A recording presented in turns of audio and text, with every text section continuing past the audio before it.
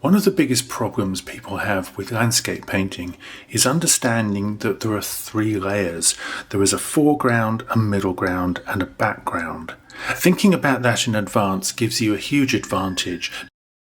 Whenever I'm beginning a painting, I always start to think about where my middle ground is going to start and where the distance is going to be. So I might have sky, maybe hills, a middle ground, and something in front. On that basis, what I'm going to do is use simplification for the background so that nothing much is actually stated, and then suggest some detail through the middle ground, and then a little bit more description as it comes forward.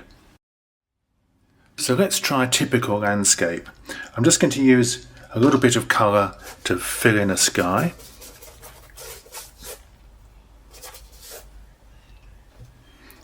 Let's just take that through there. Just have a nice streaky sky through there. And come down to where the hills might start. So where I do that, just change colour, make it ever so slightly stronger. And then I could put in a line like that. Now that's implying hills, but it's not doing anything other than simplifying them. If I wanted to go a little bit further with colour, I can still add it in, and it still describes those hills, but they're soft. They're against a damp background, and they're just floating there. That's all you need. As you come forwards, what you need to do first is put in some colour and then work over the top of it. So I'm just going to bring down that sense of middle ground, just increase my colour a little bit here.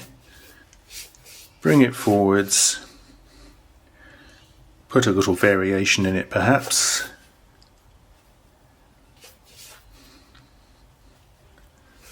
And we're going to just tint that down, bring it all the way down to the front.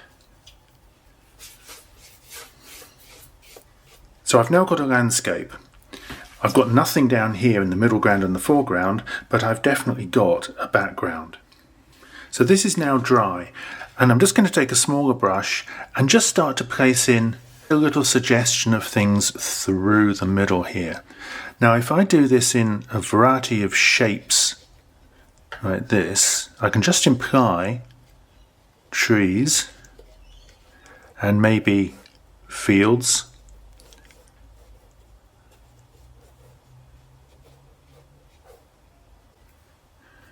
Just vary my colours slightly.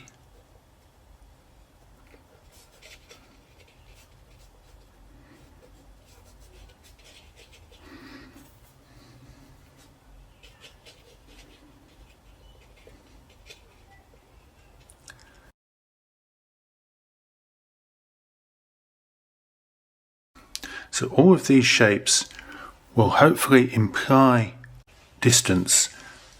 There is nothing overly described, and I'm getting a certain sense of one thing overlapping another, but without anything really being painted. These are just marks, the slightly bigger ones coming forwards because of their size, and then smaller ones behind. If I do a few in front of this as well, let's just take one here for example, I could put another slightly bigger tree shape in here. And this is still in the middle.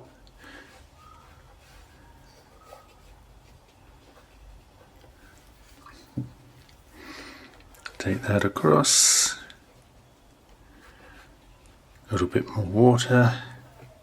Let some of these things run. I'll play around with the colour ever so slightly, just drop a little bit more pigment in.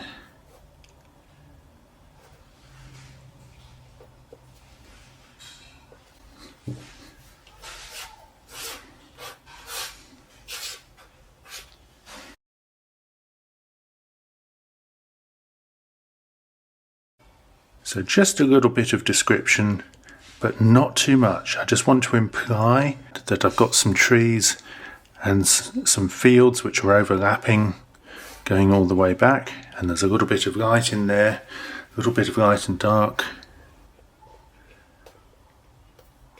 So that'll do. I'm not going to take this any further. I just wanted to really simplify this down. So as I work, I'm trying to imply a series of overlapping shapes of trees and bushes and fields, all of them gradually coming forwards, getting slightly bigger in size as they do. There's nothing really three-dimensional about them, they're just implied shapes. Where you have to put a little bit more in is when you come further forwards. So I'm going to put a tree in here now. Let's have a nice broken shape for this tree.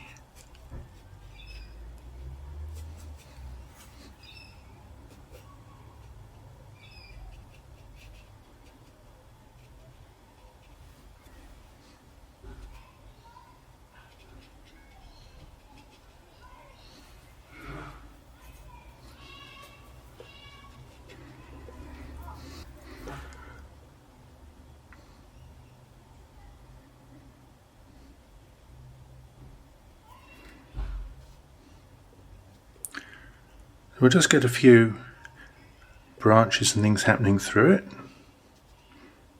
A little suggestion of detail, because that is the difference now compared to that middle ground. This is more of a subject because you're seeing a proper description of it rather than just a shape.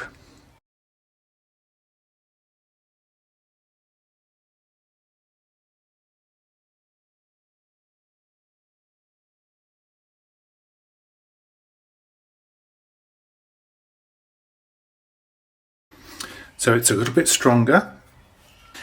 We've got some broken edges outside like that, like I've said. You can see small marks alongside the big marks. You've got a definite shape to it all. And this is where you'll be looking.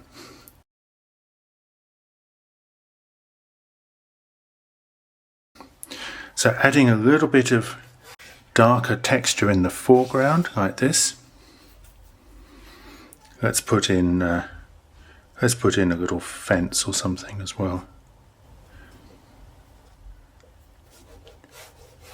This takes you into the picture a little bit more.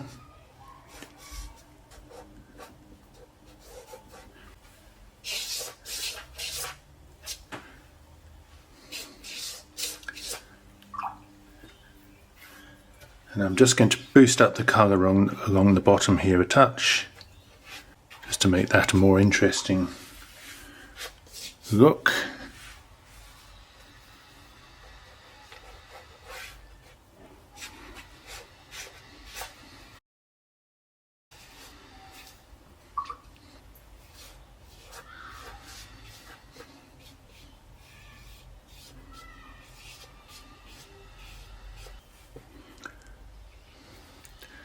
And just finish off with just adding a little extra thing here or there down at the bottom.